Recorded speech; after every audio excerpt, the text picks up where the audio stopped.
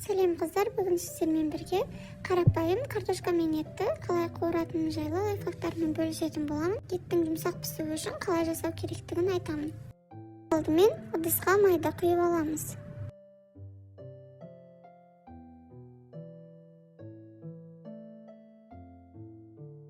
Майдың артынша етті саламыз. Етті дәл видеодағыдай турасаңыздар жақсырақ піседі.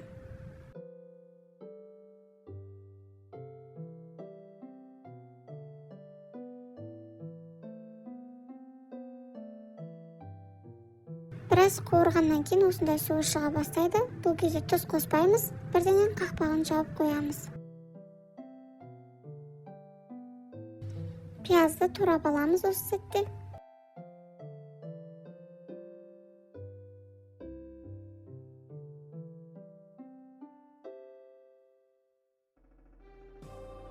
Ет шамамен жарты сағаттай беті жауып дымдалып тұрғаннан кейін үстіне тұз салып, артынша пиязды қосамыз.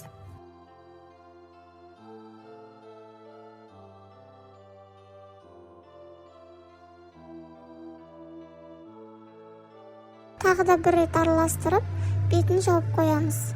Бұл жолы дымдалуға шамамен тағы да жарты сағаттай кетеді. Осы арада қажетті картопты алып турап аламыз.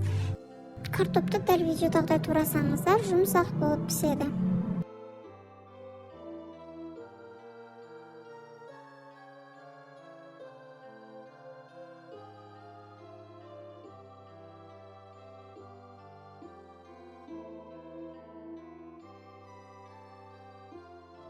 Етті тағы да бір араластырып, үстінен картопты жайғастырамыз.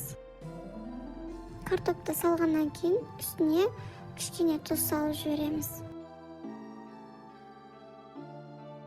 Қалауларыңызша зіре немесе кориандр қоссаңыздар болады. Бұл картоптың дәмінің әдемі болып шығуына септігін тигізеді. Картопты салғаннан кейін жарты сағаттай тағы да араластырмай, бетін жауып қоямыз дымдап, одан кейін барып, бетін ашып, еті мен картопты бірге араластырамыз. Ыдысқа салып аламыз. Міне бізде осындай дәмді, еті де жұмсақ, картопы да жұмсақ, дәмді тағам дайын болып шығады. Бұрын білмегендер болса, септігім тиді, көмегім тиді деген ойдамын. Бетіне осылай пиязды кольцо турап, яғни жүзік тәрізді дөңгелек етіп турап орналастырсаңыздар, тамақтың әрі кіре түседі. Ас болсын.